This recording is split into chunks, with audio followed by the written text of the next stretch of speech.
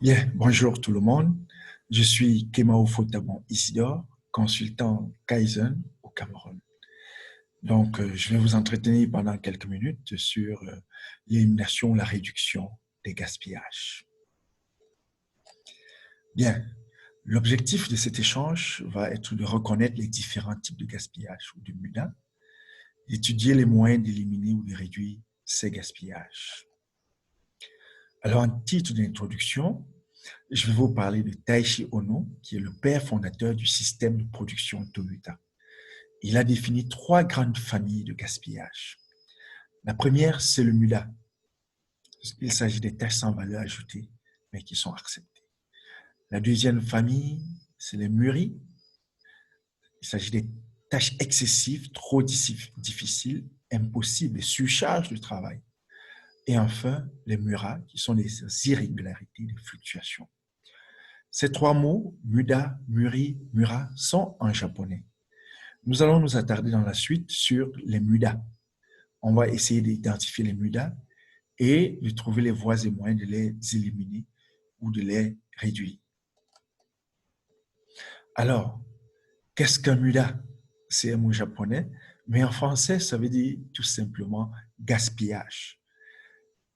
Et nous entendons par gaspillage toute activité qui remplit les conditions suivantes. 1. Elle est improductive.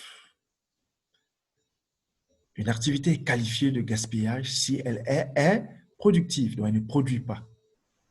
Ensuite, elle n'apporte pas de valeur aux yeux du client, que ce soit le client interne ou le client externe. Et enfin, tout le monde l'accepte et la pratique sans la mettre en question.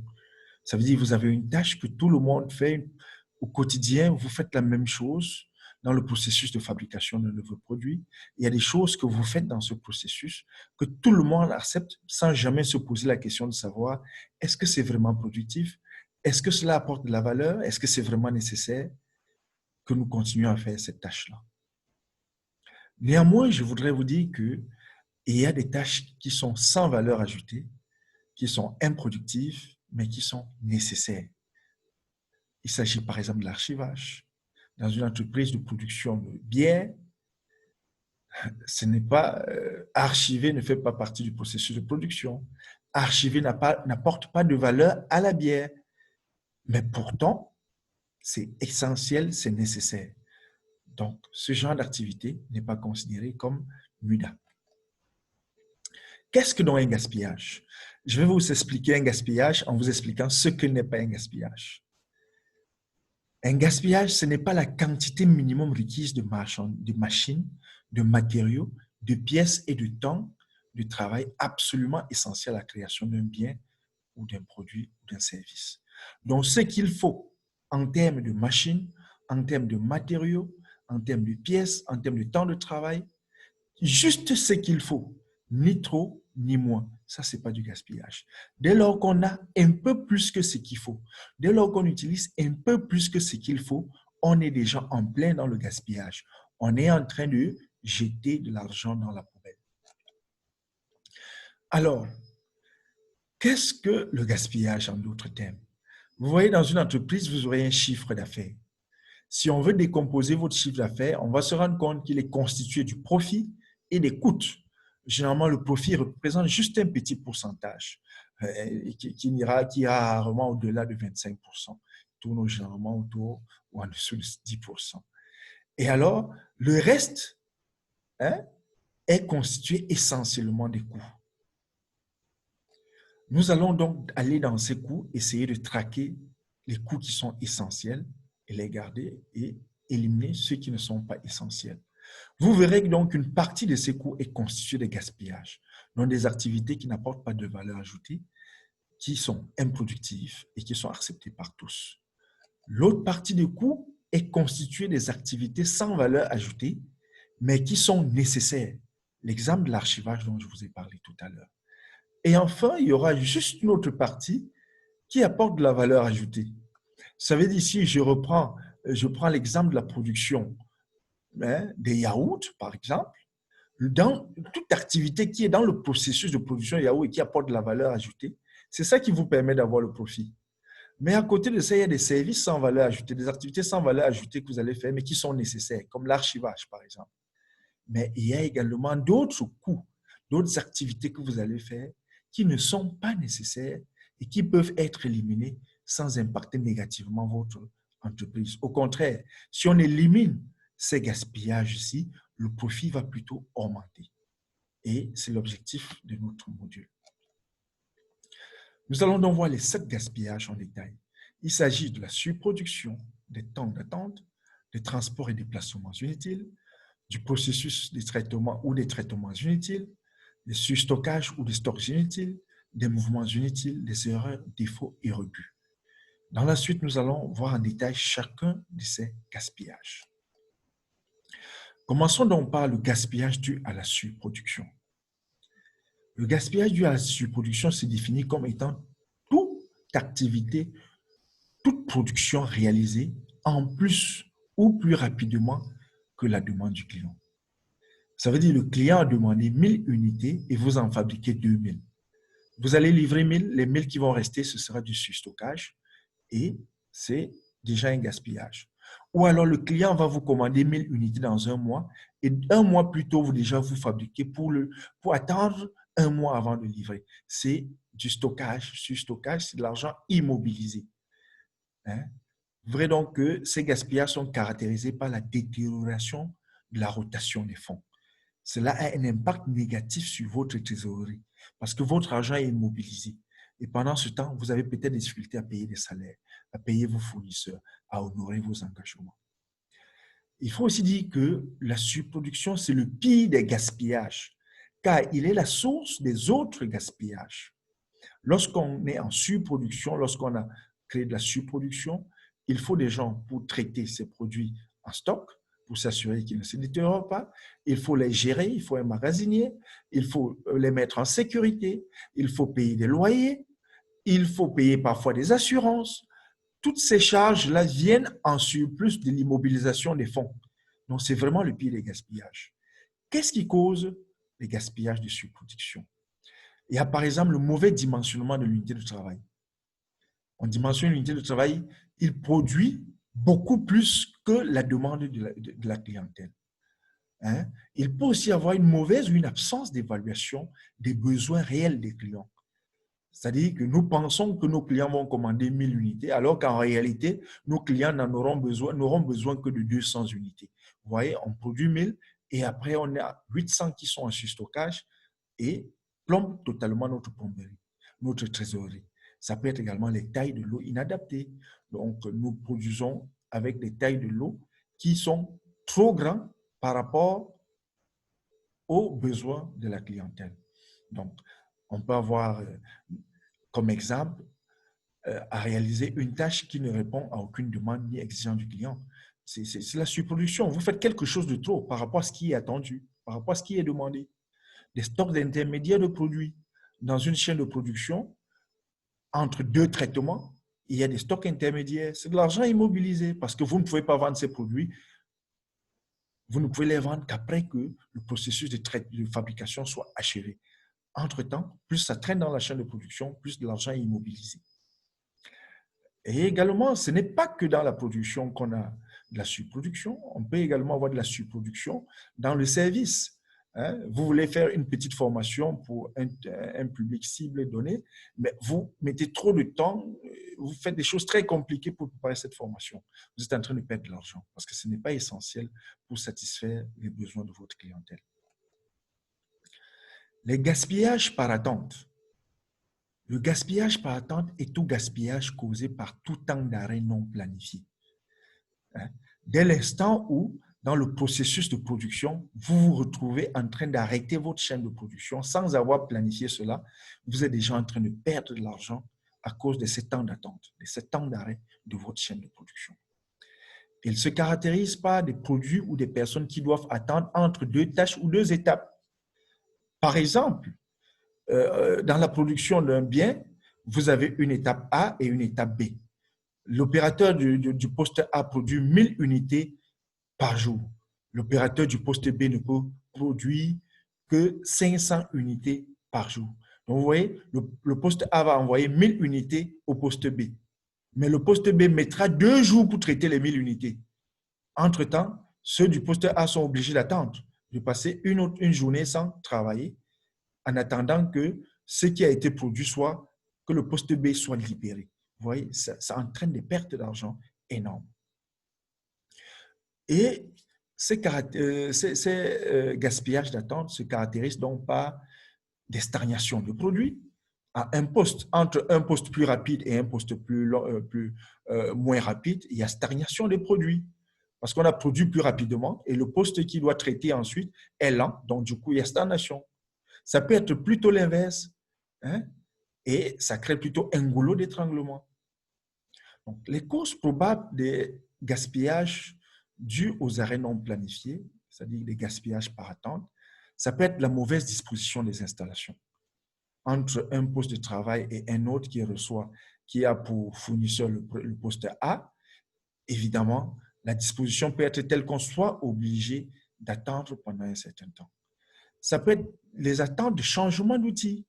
On doit remplacer un outil qui est en panne et ça prend beaucoup de temps. Entre-temps, les autres postes de travail attendent que l'outil soit arrangé. Ça peut être des dépannages, par exemple. Ça peut être notamment l'ouverture d'un bureau.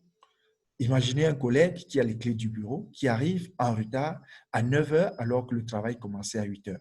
Ça veut dire que tous les autres collègues vont attendre 1 heure de temps que celui qui a les clés vienne ouvrir. Vous voyez, c'est un temps d'attente et ça fait perdre énormément d'argent à l'entreprise.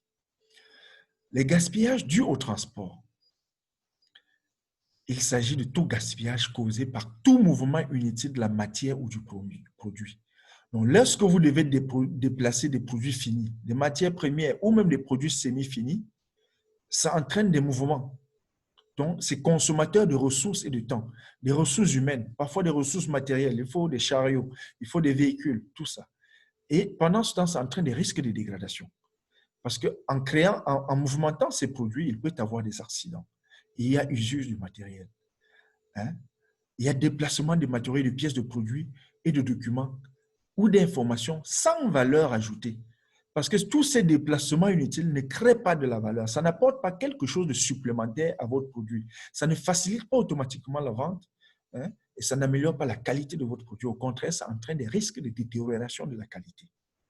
Quelles sont les causes probables? Il peut s'agir de la mauvaise disposition des installations qui impose qu'on transporte les produits à gauche, à droite, qu'on les amène d'un magasin A à un magasin B. Par exemple, quelqu'un peut avoir produit au centre de la salle d'une unité de production et ensuite il va stocker à l'aile gauche de l'unité de production, alors qu'au moment de livrer, il va retraverser la salle avec pour aller livrer à l'aile droite. Vous voyez, tous ces mouvements inutiles sont liés à la mauvaise disposition des installations et qui vont entraîner donc beaucoup de pertes d'argent. Et ça peut être aussi le surdimensionnement de certains équipements ou alors des équipements qui sont peu adaptés, qui font donc qu'on est obligé de déplacer rapidement, sinon il y aura des stocks, d'importants stocks qui vont créer des goulots d'étranglement. Donc, des exemples qu'on peut avoir dans le gaspillage de transport, c'est par exemple que les véhicules sont obligés de transporter des matières étant à vide, c'est-à-dire qu'à moitié plein, vous voyez, un véhicule qui se déplace à moitié plein on dépense le même temps et les mêmes ressources que s'il s'était déplacé étant plein. Ça peut être des stockages intermédiaires entre deux transports, nécessitant deux transports, et ça peut être également des manutentions additionnelles des produits semi-finis. Tous ces éléments et bien d'autres que vous connaissez certainement dans vos organisations contribuent à des gaspillages dus au transport. Nous avons donc les gaspillages de mouvement. Il s'agit des gaspillages causés par tout mouvement de personnes qui ne génèrent pas de valeur ajoutée. Vous voyez, c'est très similaire au gaspillage de transport. Le gaspillage de transport, c'est le mouvement des biens, des matériaux, des équipements. Alors que le gaspillage de mouvement, c'est le mouvement des personnes. Et c'est consommateur de ressources et de temps.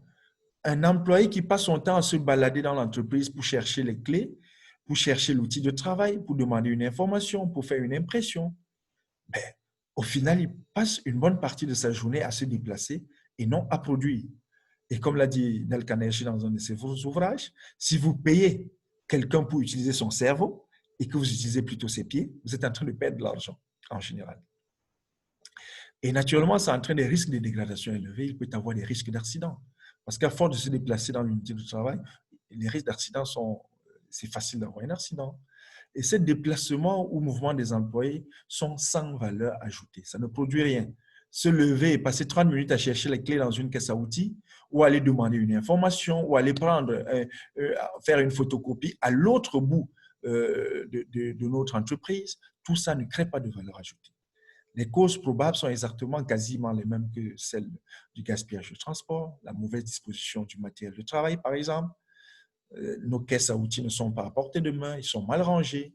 La mauvaise ergonomie des postes de travail, ils ne sont pas disposés de manière à nous faciliter la recherche ou l'accessibilité de nos outils de travail.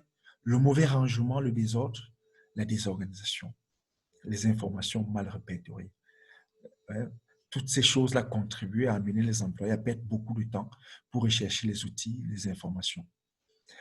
Les exemples sont multiples, des caisses à outils qui nécessitent plusieurs allers-retours. On doit fouiller, on doit parfois les inverser pour trouver une clé. Des gestes inutiles sur une table.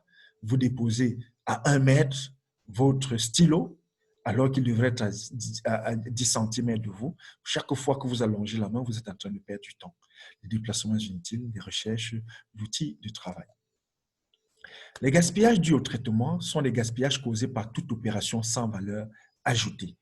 Lorsque dans un processus de production, il y a quelque chose que vous faites qui ne crée pas de la valeur et qui n'est pas nécessaire, vous êtes en train de faire une opération sans valeur ajoutée. Donc, elle peut être éliminée sans impacter négativement votre produit. Et ces opérations sans valeur, ce type de gaspillage est caractérisé par des tâches et des étapes réalisées pour rien. On les fait juste pour faire, par routine. On a toujours fait comme ça. On ne s'est jamais demandé pourquoi on fait.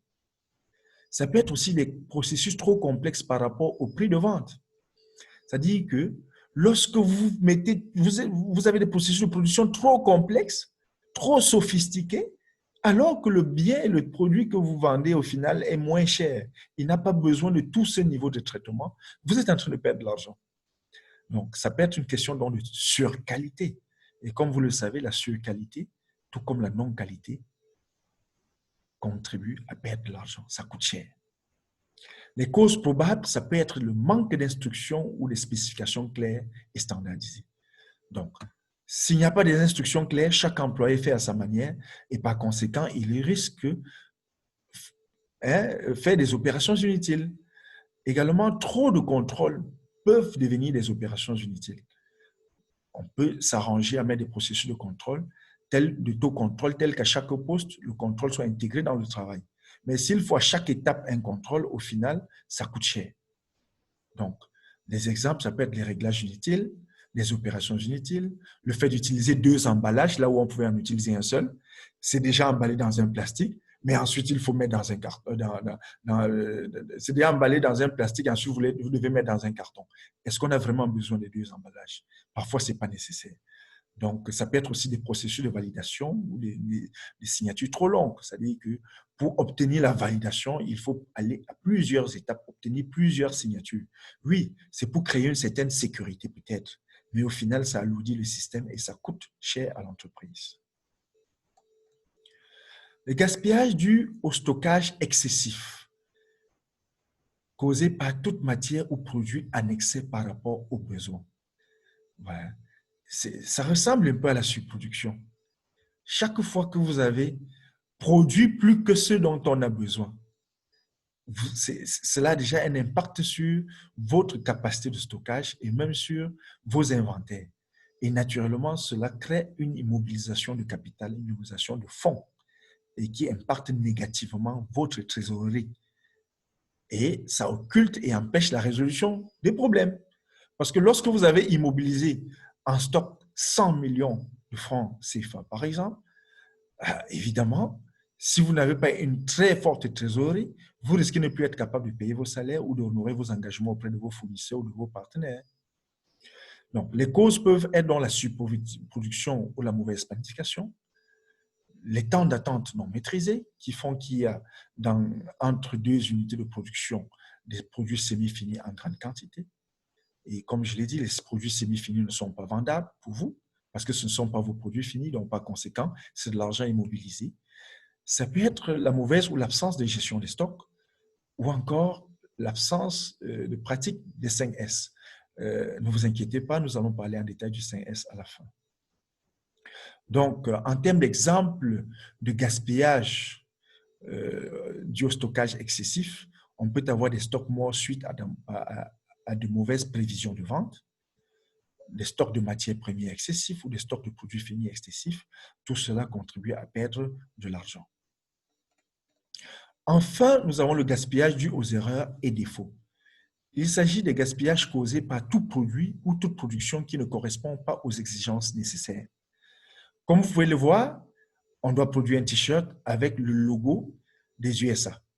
Mais on fait l'erreur, on met plutôt le drapeau de la Grande-Bretagne à la place de celui des USA. L'erreur est vite faite et on risque de reprendre si on voit cette erreur à temps. Et si on ne voit pas, c'est le client qui va découvrir et naturellement, il ne sera pas satisfait. Il peut ne plus nous faire confiance, mais également, il peut nous retourner le produit et ça entraîne des pertes pour l'entreprise.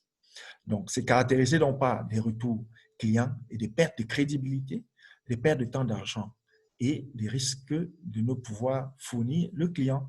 Parce que lorsqu'il y a eu des erreurs, parfois on n'est pas capable de satisfaire la demande du client parce que la production est la bonne partie de la production, ce qui respecte les normes et les règles requises par le client, est insuffisante par rapport à la commande du client. Donc, comme cause probable, nous avons les méthodes et les normes d'inspection qui ne sont pas bonnes. Si on n'a pas de méthode d'inspection, de contrôle qualité, hein, à chaque étape du processus, ou alors elles ne sont pas bien élaborées et connues de tous les opérateurs, il y a de fortes chances qu'il y ait ce genre de défaut. En termes d'exemple, nous avons des productions qui nécessitent une retouche, un contrôle supplémentaire, une mise au rebut. Chaque fois qu'on doit reprendre un produit qu'on a déjà produit, on est en train de perdre de l'argent. Et chaque fois qu'on doit jeter une production parce qu'elle n'est pas conforme aux exigences du client, on est en train de perdre de l'argent. Donc, ça peut être aussi des erreurs de saisie, hein, des casses, des accidents. Tout ça contribue à des pertes d'argent liées au gaspillage par défaut ou par erreur. Alors, après avoir parcouru ces 7 gaspillages, nous allons voir ensemble comment essayer d'éliminer chacun de ces 7 gaspillages. Nous allons donc procéder comme il suit. L'élimination des gaspillages par l'amélioration de la production, l'élimination des gaspillages de mouvement et de transport et l'élimination des gaspillages à travers la procédure d'amélioration et enfin à travers le 5S. Voir le gaspillage est la première étape vers leur élimination. Donc, pour pouvoir éliminer un gaspillage, il faut déjà être capable de l'identifier. Vous devez donc voir que dans le fonctionnement d'un travailleur, vous verrez qu'une partie de son travail est précieux. Il crée de la valeur. Une autre partie ne crée pas de la valeur, mais est nécessaire. Et il y a enfin une partie qui ne crée pas de la valeur et qui n'est pas nécessaire. Ce sont des mudas, ce sont des gaspillages. Donc, nous devons pouvoir identifier qu'est-ce qui est gaspillage, qu'est-ce qui est muda. Et comme vous voyez, la bande que vous voyez qui est colorée, le fonctionnement net, plus il est petit, plus nous perdons de l'argent. Donc, nous gagnons à le faire grandir au point de prendre toute la circonférence du cercle. À ce moment-là, nous aurons éliminé tous les fonctionnements sans valeur ajoutée et tous les gaspillages. Ça veut dire que notre bénéfice risque d'être pratiquement égal à notre chiffre d'affaires. Donc, comment éliminer les gaspillages par l'amélioration de la production? Nous appelons ça la règle de ECRC. ECRS, s'il vous plaît. Donc, éliminer, pour éliminer les parties inutiles du travail. Donc, vous devez décomposer votre travail en tâches et voir ce qui est inutile et éliminer. Ensuite, combiner toutes sortes de travail possibles. Donc, voir après avoir décomposé, qu'est-ce qui peut être combiné? Qu'est-ce qu'on peut mettre ensemble pour ne plus avoir plusieurs tâches, mais avoir des tâches concises qui peuvent être faites par un nombre d'opérateurs limité? Comment est-ce qu'on peut réarranger les séquences d'opérations pour avoir une chaîne de production fluide, de manière à ce qu'il n'y ait pas de mouvements inutiles dans la chaîne de production. Et comment on peut simplifier ces opérations pour que le traitement ne soit pas excessif et réduire donc par conséquent les gaspillages. En le faisant, vous allez réduire un certain nombre de gaspillages. Mais également, vous pouvez réduire les gaspillages en réduisant la marge, les mouvements de rotation et les déplacements inutiles. Chaque fois que vous faites un pas, ce pas vous prend à peu près 1 seconde. Chaque fois que vous faites une rotation de 90 degrés, c'est à peu près 2 secondes. Et chaque fois que la distance à portée de main pour prendre un matériel est de 20 secondes et de 20 cm, cela vous prend à peu près 1 seconde. Ça veut dire si c'est 40 cm, c'est 2 secondes. Donc, pour éliminer ces gaspillages, vous voyez, on peut donc éliminer le nombre de pas, les mouvements de rotation, les distances à portée de main. Vous voyez donc, par exemple, en ce qui concerne ce poste, ces machines A, avant, lorsqu'on l'a trouvé, l'opérateur faisait 3 pas pour prendre les pièces qu'il devait venir usiner à la machine A. Alors, on a déplacé le poste les pièces en stock pour ramener à côté de lui. Il ne fait donc aucun pas et par conséquent, on a gagné ces 3 secondes correspondant aux 3 pas. On peut également redisposer les équipements. Vous voyez, cette dame a son poste de travail et son meuble de rangement est en face d'elle à 4,6 mètres. Donc, elle fait du coup 9,2 mètres pour chaque fois qu'elle doit aller prendre un document ou déposer un document. Et elle peut le faire plusieurs fois par jour. En déplaçant simplement ce meuble, en le ramenant là, tel que vous voyez, on ramène la distance à 1,3 mètres. Elle fait à peine 2 pas pour prendre un document ou déposer un document. Et évidemment, ça lui permet de gagner en temps et donc d'éliminer ce gaspillage de mouvement. On peut également réduire les rotations, les mouvements de rotation inutiles. Dans un poste d'assemblage, par exemple, A, vous voyez, les pièces à assembler sont derrière, à 180 degrés derrière l'opérateur. On peut tout simplement mettre ces pièces à 90 degrés et on aura réduit il y a de 2 secondes. Parce qu'on a dit 90 degrés, c'est 2 secondes. Donc 180 degrés, c'est 4 secondes. Si on ramène à 90 degrés, l'opération se fait en 2 secondes. Et si on trouve le moyen de disposer pratiquement en face de lui, il ne fait pas de rotation, l'opérateur ne fait plus de rotation. Et par conséquent, on a gagné 4 secondes. Ça semble être minime. Mais en réalité, pour des opérations qui peuvent se faire 100, 200, 300 fois, 1000 fois par jour, et pour plusieurs dizaines d'opérateurs, vous voyez que c'est énormément d'argent que l'entreprise peut sécuriser en éliminant ces gaspillages de rotation. On peut également, sur un poste de travail, tout simplement ramener la distance des outils qui sont sur notre poste de travail à portée de main. Vous voyez, si on doit faire 40 cm pour prendre son stylo, c'est à peu près 3 secondes. Mais si nous ramenons l'élément ou la pièce en stock à 20 cm, on a gagné. On a gagné. Et si c'est une tâche qui se fait plusieurs fois par jour et qui concerne plusieurs opérateurs, vous pouvez calculer par vous-même pour voir le gain que l'entreprise peut faire.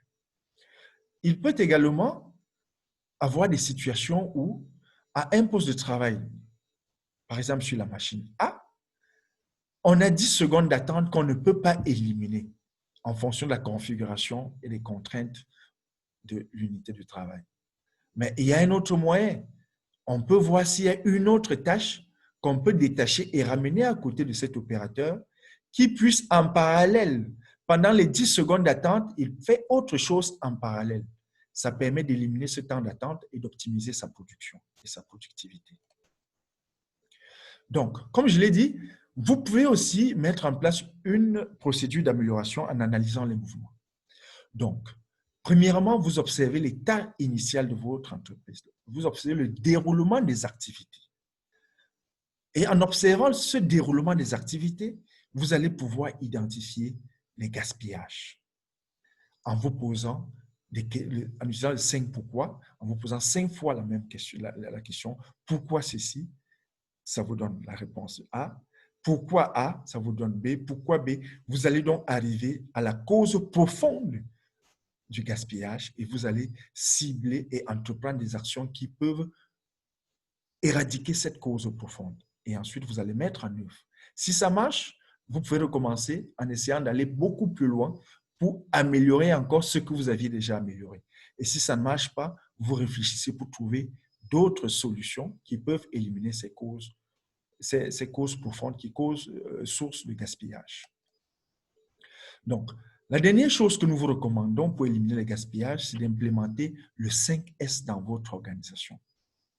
Le 5S, c'est une technique japonaise. Et comme je vous ai dit, c'est aussi le premier outil de mise en œuvre du Kaizen, qui est une philosophie et une technique qui utilise plusieurs outils pour améliorer de manière permanente la qualité et la productivité au sein d'une organisation au moindre coût. Et pour donc mettre en œuvre ce Kaizen-là, le 5S est le meilleur outil d'entrée. Donc, lorsque vous commencez à introduire le Kaizen dans une organisation par le 5S, tous les autres outils de la qualité vont venir se greffer au-dessus de manière très efficace. Donc, 5S, en fait, veut dire 5 mots japonais qui commencent tous par la lettre S. Nous les avons transcrits en français en 5 mots français qui commencent tous par la lettre S. Le premier S, c'est séparer. Qu'est-ce que ça veut dire? Il s'agit ici de sélectionner l'utile et de supprimer l'inutile à votre poste de travail. Donc, dans une unité de travail, qu'est-ce qui est utile pour faire votre travail? Vous mettez d'un côté.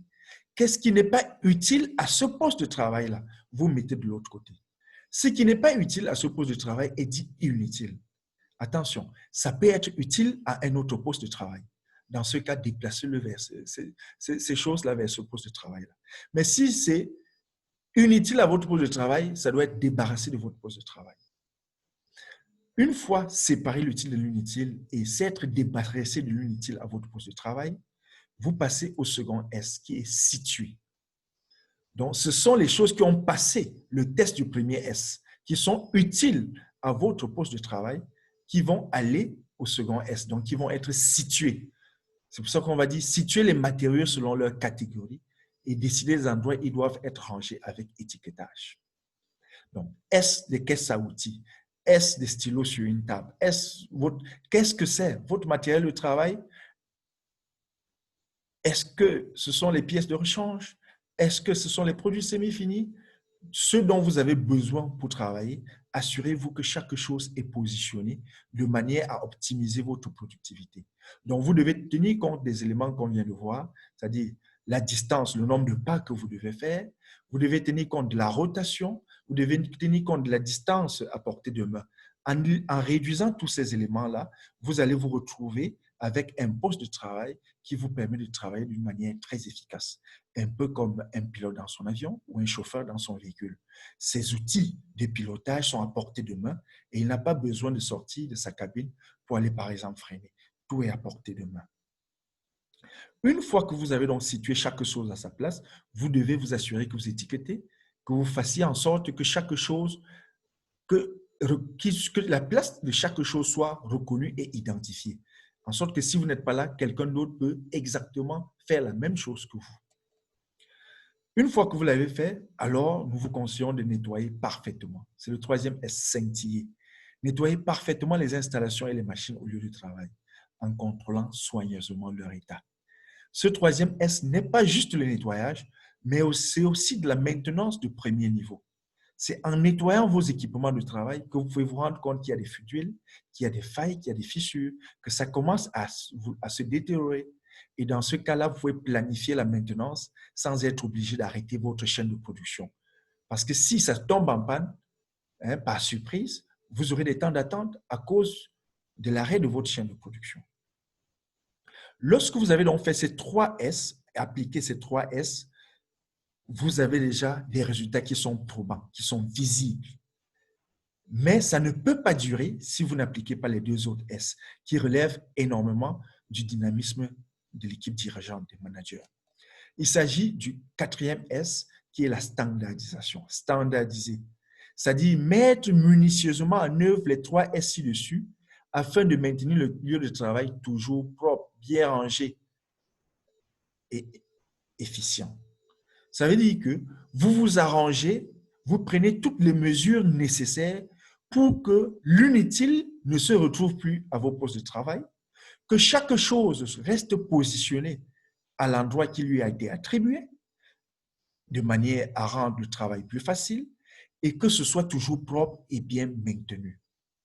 Lorsque vous avez fait, vous avez déjà appliqué de la standardisation. Donc, ça peut aller jusqu'aux procédures, aux notes de service, aux notes disciplinaires. Bref, tout ce que vous pouvez faire pour maintenir les 3 premiers S est le bienvenu. Maintenant, lorsque vous avez maintenu ces 3 premiers S et que ça marche bien, la standardisation peut consister aussi à implémenter ce qui a bien marché ici ailleurs. C'est-à-dire, ce qui a bien marché ici, vous le recopiez, vous copiez et vous refaites la même chose à un autre poste de travail, en sorte que toute l'entreprise finisse par avoir exactement le même mode de fonctionnement. Et enfin, on a le 5e S qui est suivre les règles. Il s'agit ici d'éduquer chaque individu à suivre les règles et à s'améliorer d'une manière continuelle. Et ça, c'est de la responsabilité du leadership de l'entreprise, des managers.